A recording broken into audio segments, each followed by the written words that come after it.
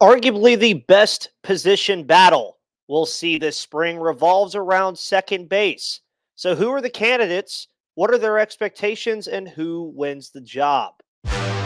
You are Locked On Pirates, your daily Pittsburgh Pirates podcast. Part of the Locked On Podcast Network, your team every day.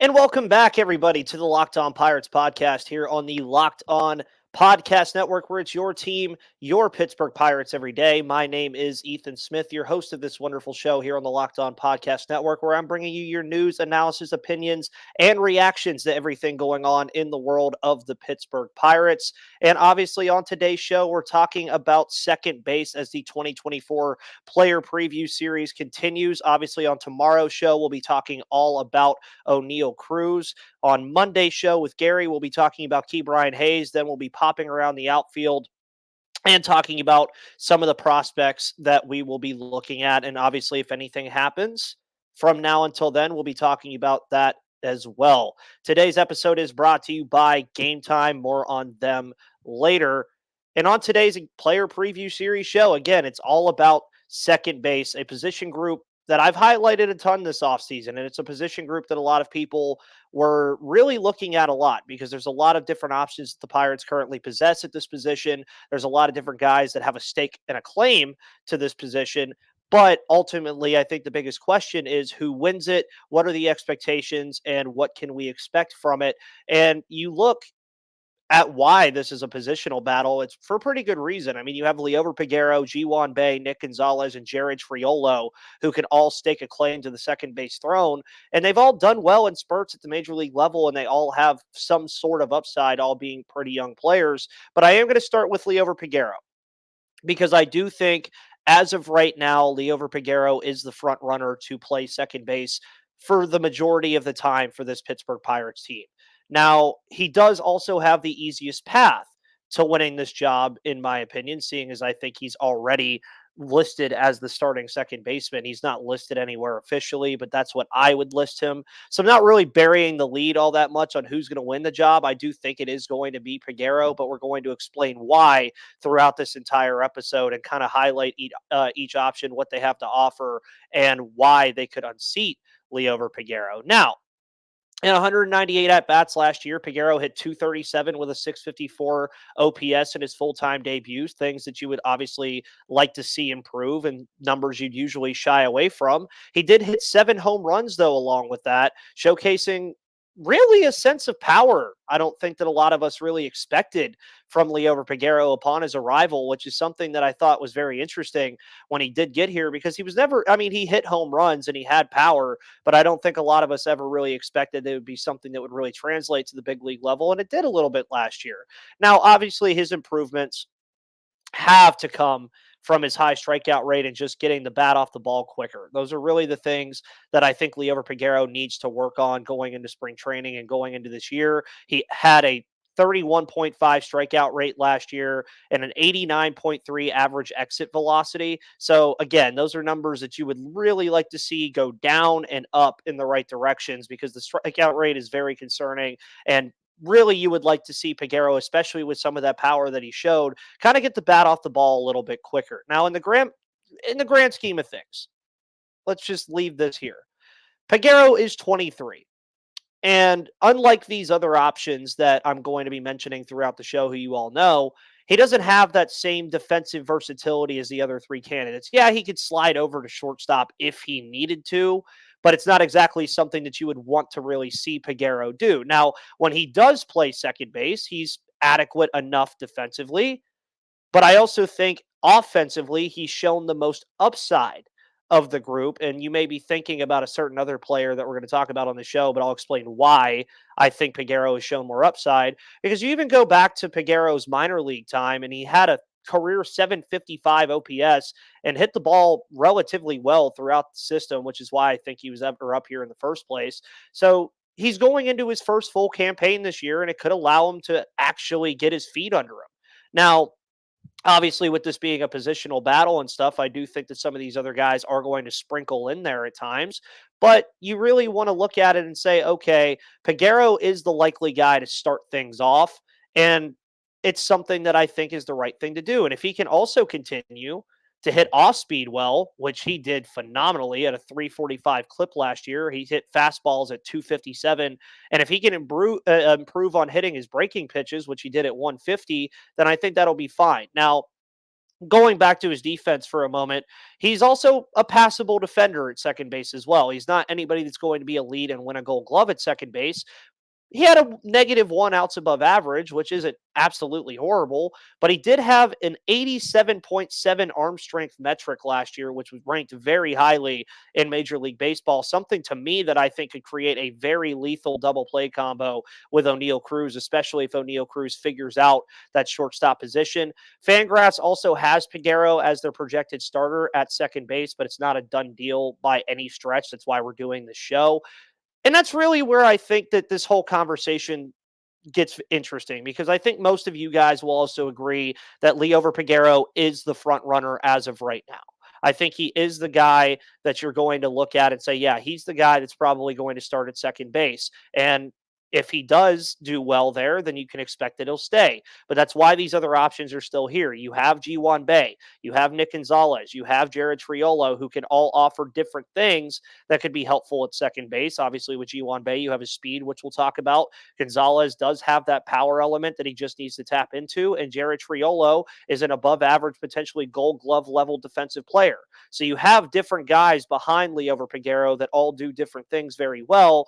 But going back to what I was saying before, I still think that Peguero just offers at this current moment the most upside at the position, seeing as he hit 7 home runs last year, which led all of these guys, seeing as he has shown the ability to spread the ball around the field. He's shown the ability to at least play passable defense over there and not make a ton of mistakes at second base. These are all things that Peguero has shown.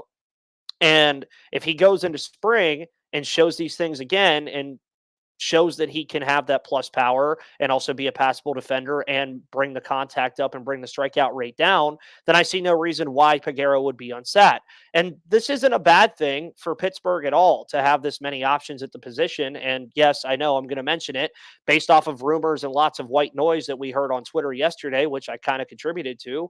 We may see one of them on the move sooner rather than later. That may be something we see today. That may be something we see by Monday. That may be something we don't see at all. It's just a rumor right now. It hasn't really been reported all that much, and I think that's what we need to keep it as. But it is something to at least note and put in your notepad and go back to if it does happen. So for now, Peguero is my front runner, and we'll talk more in the third segment about what this battle will look like in spring and what's really going to happen. But in the next segment, we'll talk about Nick Gonzales, Ji-hwan, and Jared Triolo and what each has to offer and how they could potentially unseat my front runner at this current moment. But before we do that, folks, we are going to talk about Game Time. Game Time. Please download it. Download the Game Time app today and use code LOCKEDON for $20 off, because you shouldn't have to worry about getting tickets to your next big event.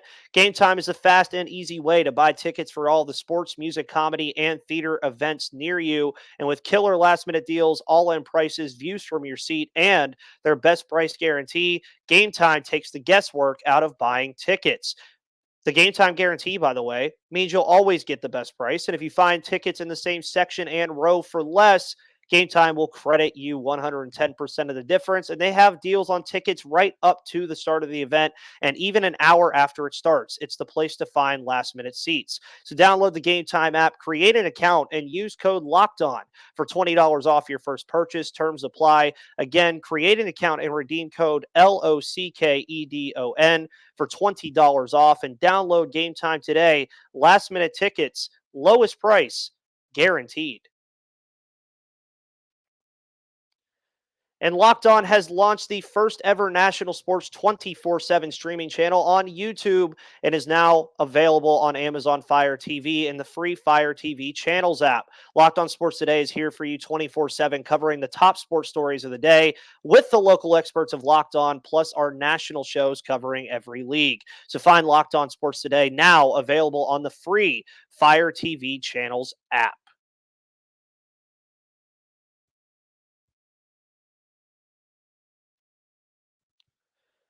And folks, welcome back to the Locked On Pirates podcast here on the Locked On Podcast Network, where we're talking all about the second base position and the positional battle that we will see this spring for the Pittsburgh Pirates. And we've already talked about Liover Peguero and how I see him as the front runner right now with the most upside of this group of four players that we're talking about on today's show. And Nick Gonzales is the one that we're going to talk about next. Now, Gonzo, of course, has been on the show before, friend of the show. Anybody that's on my show is a friend of the show.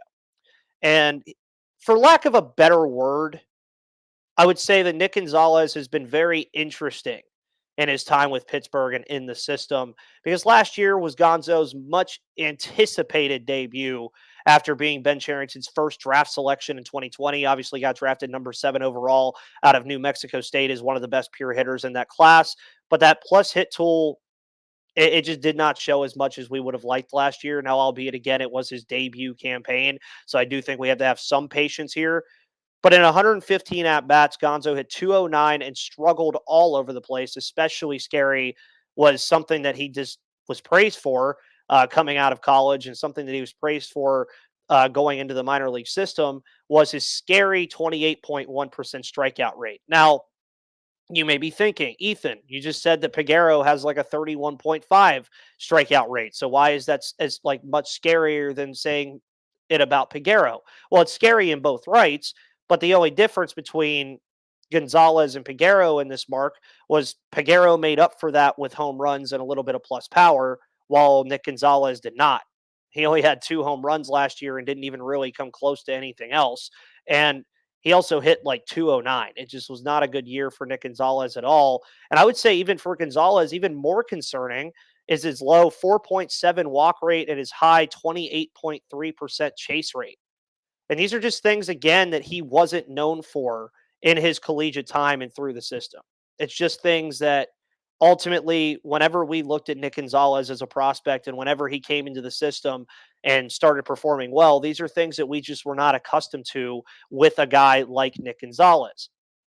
Now, it's a really tough conversation when you're talking about a player like Nick Gonzales, because he is a former first round pick, a former top 10 first round pick. But the argument for him to start is not really a strong one at this juncture. It's just not, especially with the roster continuing to get better and at his primary position of second base. I mean, you've already heard that I'm mentioning 4 different players on the show. And Nick Gonzales right now, I just don't know if I could make the argument for him to start really above any of them. And it's a tough argument to make because, yeah, he still needs way more opportunity, and he'll likely get it at some place at some point. But right now, you want to be in win now mode, as they say. They want to compete this year. You got to go with the best options, and sometimes the best options are not the options you expected them to be. Now, if he can walk more and strike out less and showcase some of that power that we expected from him, I think he'll just be fine. I think he'll be fine. I mean, that's something that I think a lot of us can agree with. But does he do it?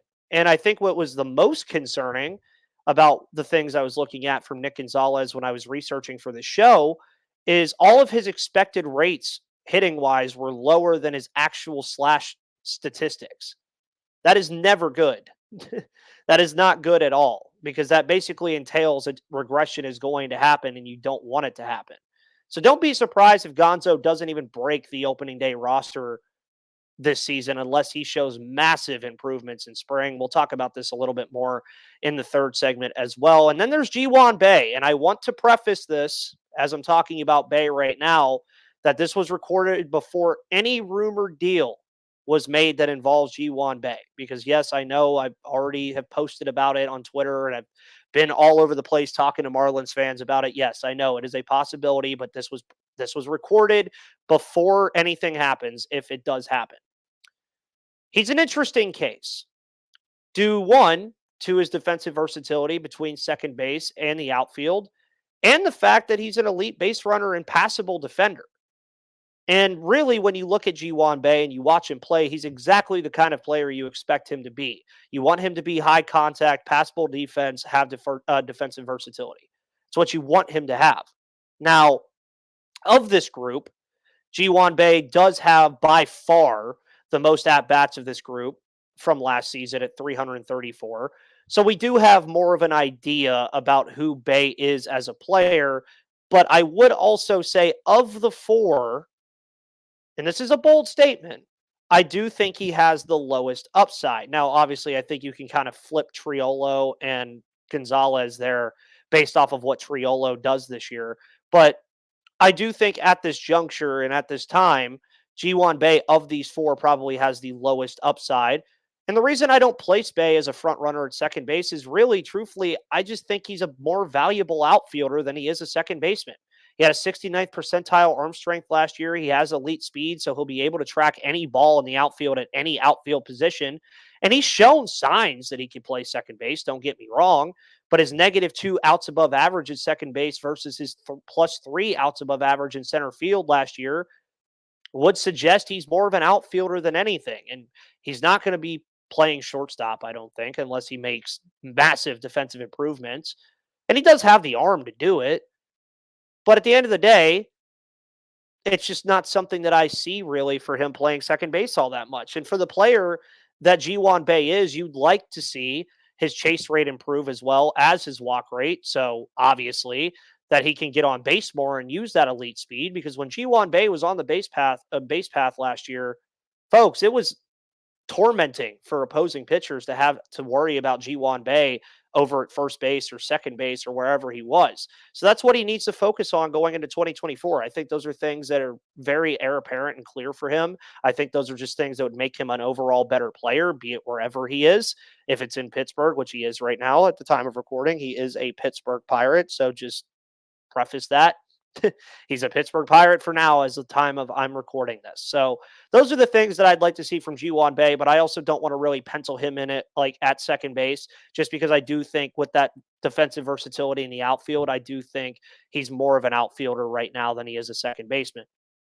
And then there's Jared Triolo, who last year had a coming out party of sorts as a plus contact, plus defense utility player. I mean, I don't think a lot of people really expected Jared Triolo to have the offensive production that he had last year. If you watched Jared Triolo in the minor leagues, you would know that he was already a plus defender and he was going to always bring the glove wherever he goes. So that's not anything that you're ever going to have to worry about from Jared Triolo.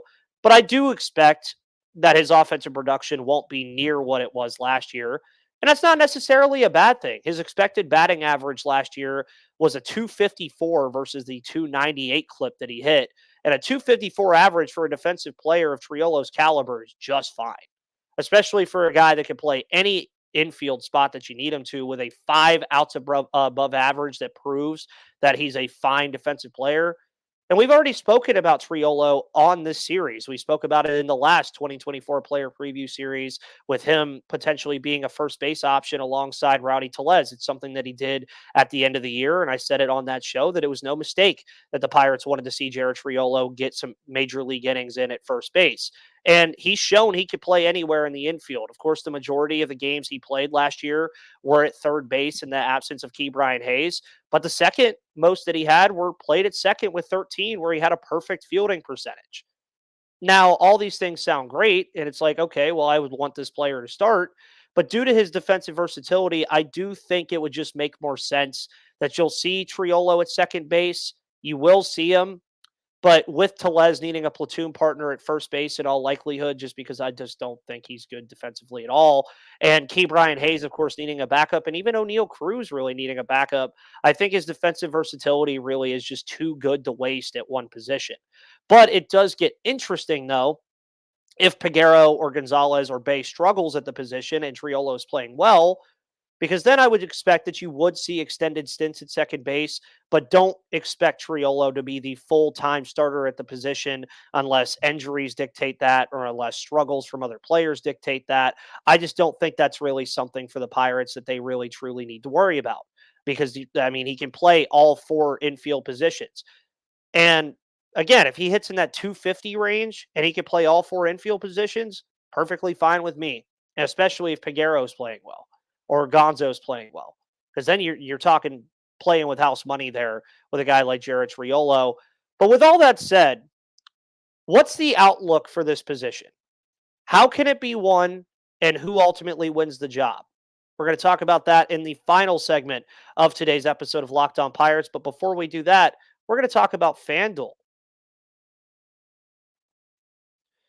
Folks, FanDuel is your one place to do all of your sports betting this 2024 because you can get buckets with your first bet on FanDuel, America's #1 sportsbook. Because right now, new customers get $150 in bonus bets with any $5 bet that wins. That's $150 if your bet wins. You can bet on all of your favorite NBA players and teams with quick bets, live save game parlays, exclusive props, and more. So just visit fanduel.com/locked on and shoot your shot today because FanDuel is an official sportsbook partner of the National Basketball Association and an official sponsor of the Locked On Podcast Network.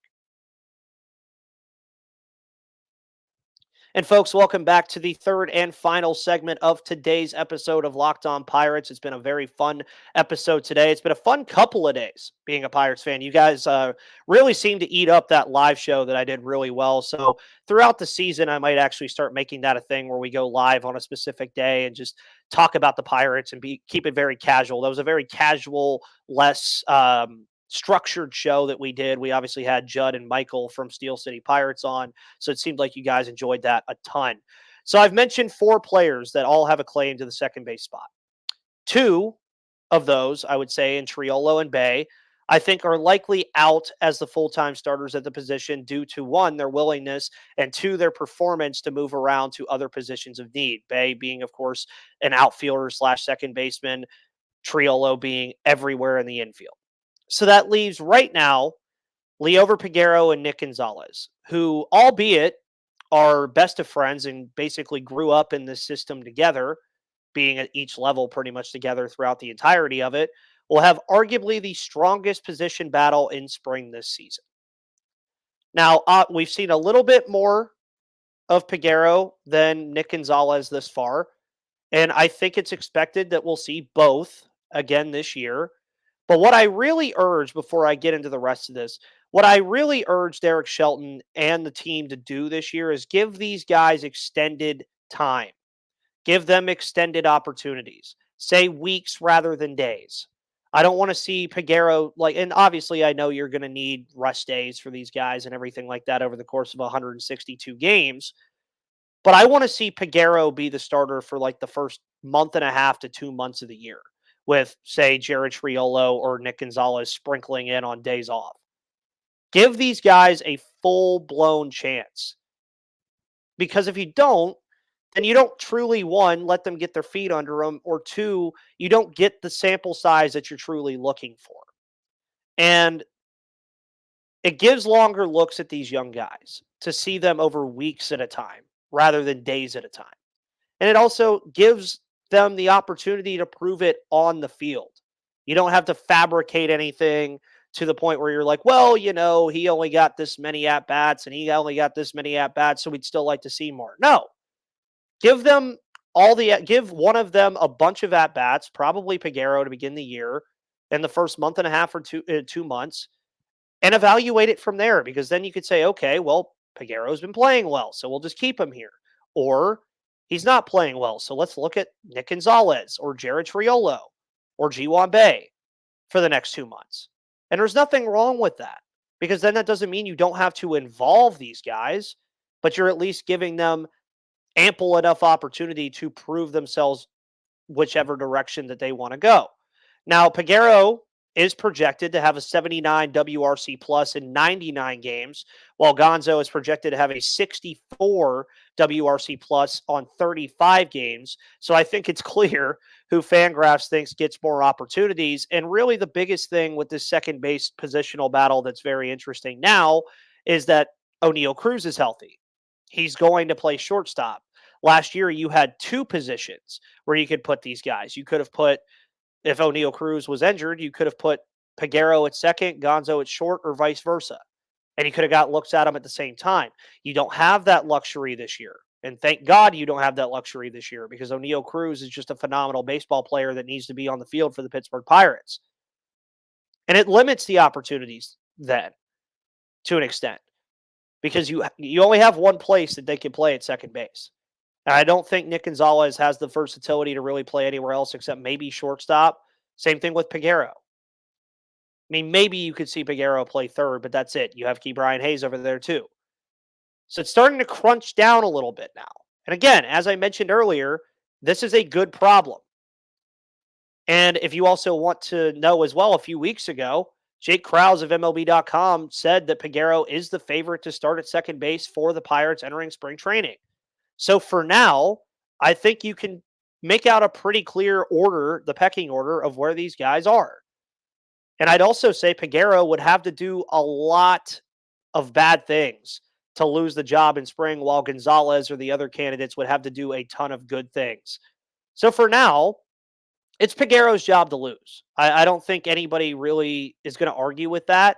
I just think it's his job to lose. Now, this, of course, is all being said before we've even seen a pitch thrown in a game yet, in a spring training game.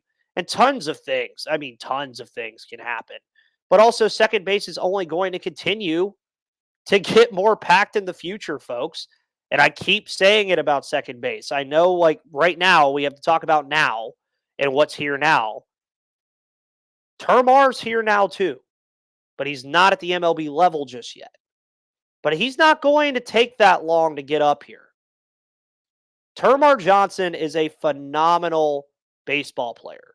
He is going to be a very, very, very good baseball player.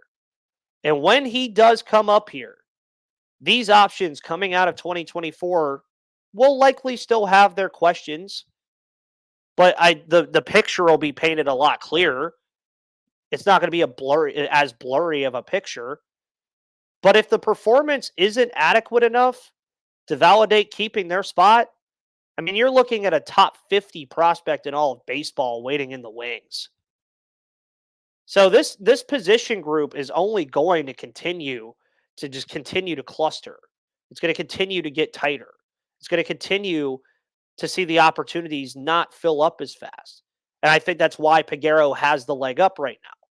Because if he doesn't lose the job and gets the most opportunities to show himself, it's going to work out in his favor. And it's a good thing if Peguero plays well, or Gonzales, or Bay, or Triolo. Because then if Johnson does come up here, and I'm having a conversation a year and a half from now about Johnson coming up here and Peguero playing well, folks, that's a really good thing. That is a really good thing, and something the Pirates haven't had in a while. So expect a ton of Liover Peguero to start, and let the play dictate whether he stays or if the other options step in. And if the other options step in, give them the ample opportunity as well, because it's opportunity time. Still opportunity time. But at some point, we have to start getting answers to these questions that we're seeing from these internal guys. And if Peguero performs well, simple. He stays at second base. If he doesn't, well, this battle could go throughout this season and into the next one.